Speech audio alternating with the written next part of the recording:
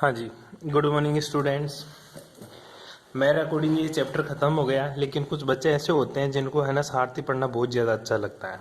ठीक है, तो जो बच्चे सारथी पढ़ते हैं, जिनको सारथी पढ़ के कन्फ्यूजन होता है, वो देखते हैं कि सारथी में कौन सा क्वेश्चन आया हुआ, कौन सा क्वेश्चन नहीं पूछा हुआ, कौन सा कैसे क्वेश्चन पूछा हुआ, पहले वो देख ले एक बार के लिए।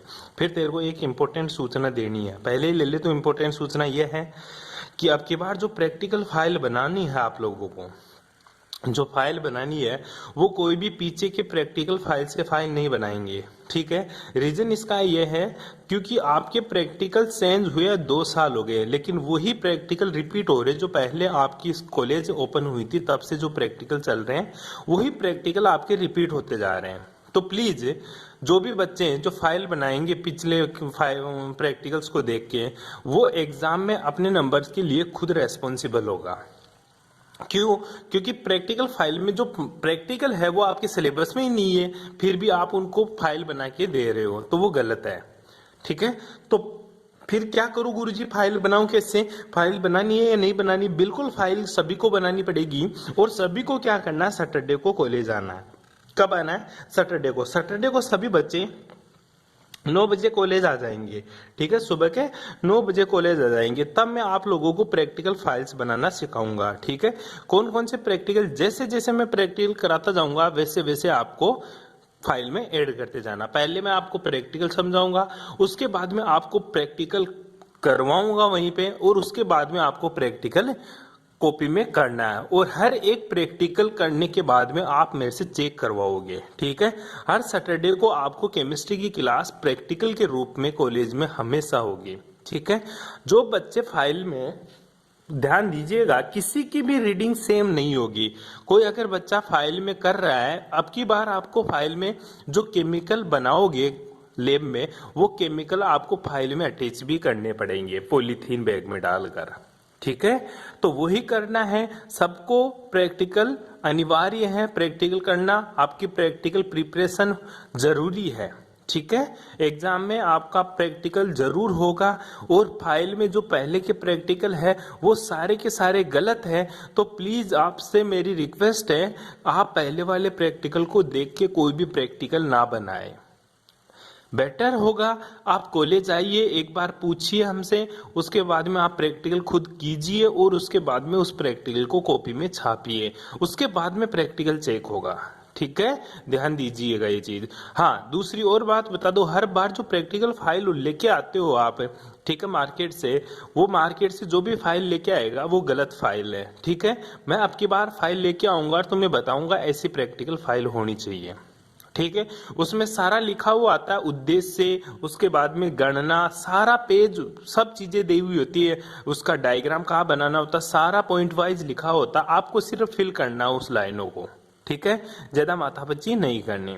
ये तो थी इंपॉर्टेंट सूचना। सभी बच्चे, फिर से बोल रहा हूँ, सैटरडे को क्या करेंगे, कॉलेज आएंगे, कॉलेज आकर आपको क्या करना होगा, फाइल बनाएंगे, प्रैक्टिकल करेंगे, और फिर क्या करना, आपको फाइल बनानी है। ध्यान दीजिएगा, बहुत इंपॉर्टेंट न्यूज है ये। क्यों? पिछली बार के फाइल नहीं चलेंगे, नहीं चलेंगे, नहीं चलेंगे प्रैक्टिकल। ठीक है, अब आ जाओ उन बच्चों को जो सारथी के ज्यादा दीवाने हैं। ठीक है, सारथी से क्वेश्चन देखते हैं।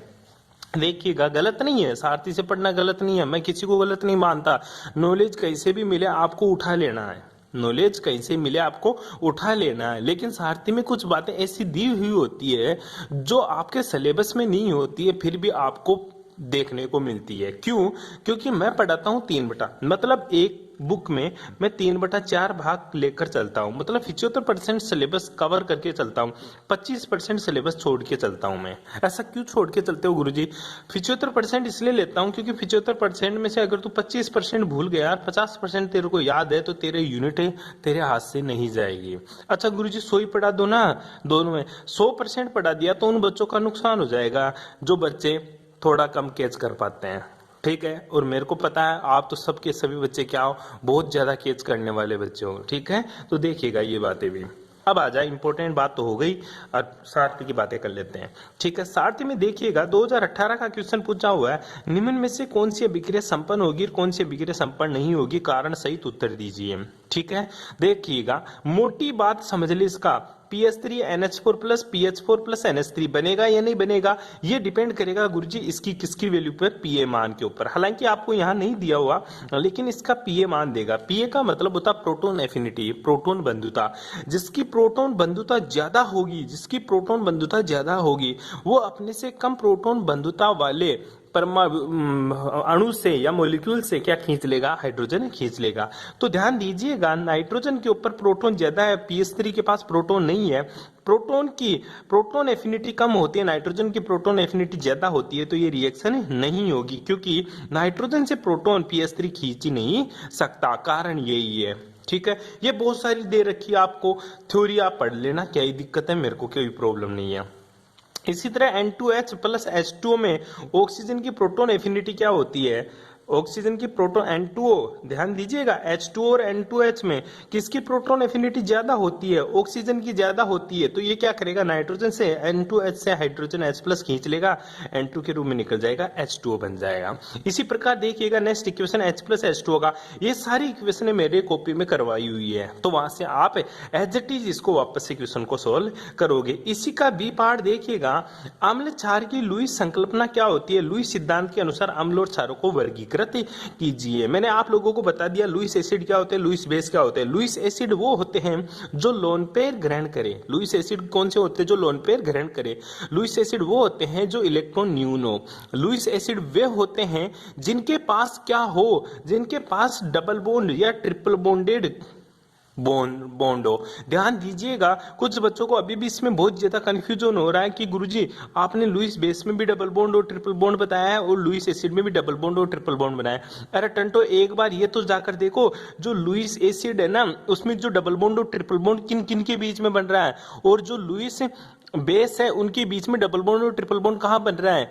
जो चीज देखते पढ़ते तो हो नहीं तुम, सीधी सी बात ये है, क्या पढ़ते तो हो नहीं और डायरेक्ट बस क्वेश्चन पूछने पे आ जाते हो। अरे ये तो देख एक बार के लिए, सी डबल बॉन्ड सी के बीच में है, वहां सी ट्रिपल बॉन्ड सी है, और यहाँ पे एन डबल बॉन्ड ओ है, ये देख एक बार के लिए।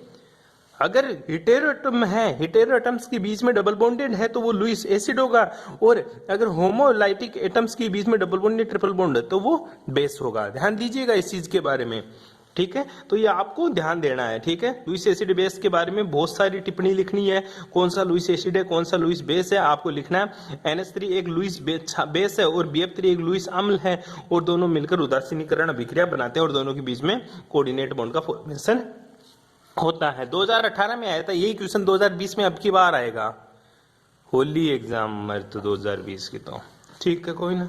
आगे देख और देख ले थोड़ा सा। इसी तरह अब दूसरा क्वेश्चन आपको नहीं करना, क्या करना, नहीं करना, बिल्कुल नहीं करना। अमोनिया द्रव में निम्न अभिक्रियाओं को उदाहरण दीजिए, चाहे तेरे सिलेबस में हो चाहे ना हो, लेकिन ये तेरे को नहीं करना क्योंकि ये दूसरी यूनिट से आ रहा है, जो मैं तेरे को बिल्कुल नहीं पढ़ाऊंगा। आजा, द्रव सल्फाइड ऑक्साइड में निम्न प्रकार के अभिक्रियाओं को, ये नहीं करना, नहीं करना क्योंकि मैंने पढ़ाया नहीं करना, ठीक है। दूसरा क्वेश्चन नहीं करना। आजा, तीसरा क्वेश्चन क्या रिपीट हो रहा है 2017 का, चौथा क्वेश्चन आजा, ठीक है। ये देख ले एक बार के लिए, सिंपल सा दूसरा क्वेश्चन। तीसरा क्वेश्चन देख पहले, तीसरा क्वेश्चन तो बता, 2017 का, 18 का तो बता दिया, 17 में भी हुआ था क्या, क्या ऐसा, बिल्कुल हुआ था। टंटो इधर देखो सबके सब, लुईस अम्लों तथा क्षारों को छांटिए, बताया था लुईस अम्ल और लुईस क्षार क्या होते हैं, दोनों की प्रॉपर्टीज याद करो, दोनों को पृथक कर दे। इसी तरह तीसरा क्वेश्चन देख ले, लुईस अम्लों तथा क्षारों को पृथक कीजिए। बोल रहे हैं सारे मिक्स होते हैं, आप पढ़ाते क्या हो, पढ़ते तो हो नहीं, मिक्स होते हैं क्वेश्चन इनके। आगे देख, अरे कौन सा क्वेश्चन मिक्स हो गया तुम्हारे बीएससी फर्स्ट ईयर में, कि गुरुजी आपने पढ़ाया था सारे मिक्स होके आए थे, हमारे तो एक भी क्वेश्चन नहीं हुआ। बड़े इंटेलिजेंट हो रहा आप तो। उभय प्रोटिक विलायक, श्वेत आयन और संयुग्मी अम्ल, नहीं करना क्वेश्चन, तो गुरुजी नहीं करना बोल दिया ना, जिसमें तेरे समझ में नहीं आ रहा मत कर, अगला क्वेश्चन आपको मिलेगा करने के लिए, ठीक है। ध्यान दीजिएगा। आ जाइए ना, एसिटामाइड जलीय विलयन में दुर्बल क्षार होता है जबकि द्रव अमोनिया में अम्लीय गुण प्रदर्शित करता है। याद कर, एसिटामाइड बताया था आपको, NH4 COO माइनस वाला, वो क्वेश्चन करना, CH3CO NH2 H2 के रूप में रिएक्शन करेगा, ये तेरा एसिटामाइड है पूरा का पूरा, ठीक है। H2 में तो क्या होता है, दुर्बल, और अमोनिया में क्या होता है, प्रबल होता है। एसिटिक अम्ल दुर्बल होता है, एसिटिक अम्ल जल में दुर्बल होता है। एसिटिक अम्ल क्या होता है, CH3COOH। करवाया था एक बार के लिए, बता दूं तेरे को, फिर से पिट जाएगा। एक एक क्वेश्चन आपको बताऊं तब जाकर तो आपको आएगा, पढ़ते तो आता है जोर। याद कर, एसिटिक एसिड क्या बताया था मैंने, CH3COOH। इसकी रिएक्शन किससे करवाई थी, जल से करवाई थी। और मैंने बोला था इसका जो के का मान आता है वो क्या आता है, कम आता है। इसका जो के का मान आता है वो कम आता है। कैसे कैसे होता है, CH3COOH प्लस OH माइनस। इसी तरह रिएक्शन करवाई थी या ऐसा करवाया था, नहीं गुरुजी ऐसा नहीं, CH3COO minus plus H3O plus करवाया था। हाँ ऐसा करवाया था। इसका के का मान निकाला था। और दूसरा अपने बोला था CH3COOH की रिएक्शन किससे करवाई, NH3 से। फिर क्या हुआ था तेरा, NH4 plus plus CH3COO minus. ठीक है, और इसका के निकाला था। इसका Ka2 था, इसका Ka1 था। बोला था Ka2 इज ग्रेटर देन होता Ka1। ठीक है, क्यों, ध्यान दीजिएगा। वो एक सीक्वेंस बताई थी मैंने आप लोगों को, कौन सी, वही HNO3, ठीक है, HCl H2SO4 CH3COOH, फिर तेरा H आया था H2O, फिर NH3। ये इसमें दुर्बल है तो इसमें क्या होगा, प्रबल है। जैसे जैसे इधर बढ़ते जाएंगे एसिडिक स्ट्रेंथ बढ़ती जाएगी, जैसे जैसे इधर बढ़ेंगे बेसिक स्ट्रेंथ बढ़ती जाएगी इनमें। आता कुछ है नहीं। ठीक है, छठा क्वेश्चन देख ले, ब्रोंस्टोलॉजी। जबकि छठे के साथ ये आ गया रेडॉक्स वाली, मैंने नहीं पढ़ाई रेडॉक्स रिएक्शन। विलायकन अभिक्रिया भी नहीं पढ़ाई। नहीं नहीं नहीं सर पढ़ाई है, पढ़ाई नहीं नहीं नहीं पढ़ाई तो देख लेना एक बार के लिए। ब्रोंस्टोलॉजी पढ़नी है सारी चीजें। लुईस अम्ल क्षार वापस छांटिए, लक्स फ्लड उदाहरण आपको देते हुए समझाइए। लुईस एसिड बेस वापस से छांटिए, सारे क्वेश्चन आपको करवा रखे हैं। ठीक है, एक बार के लिए सारथी से जो भी क्वेश्चंस नहीं आए, इससे रिलेटेड कोई चीज में प्रॉब्लम हो वो प्लीज पूछ लेना। मेरी ओर से यूनिट क्या हो गई है, कंप्लीट। क्या हो गई है, कंप्लीट। और खास बात जो मैंने आप लोगों को बता दी, जो काम तो तेरे को करना ही है, क्या, सैटरडे को कॉलेज। क्यों, प्रैक्टिकल फाइल्स के लिए, प्रैक्टिकल करने के लिए, प्रैक्टिकल याद करने के लिए। खाना खा पी के आना दबा के।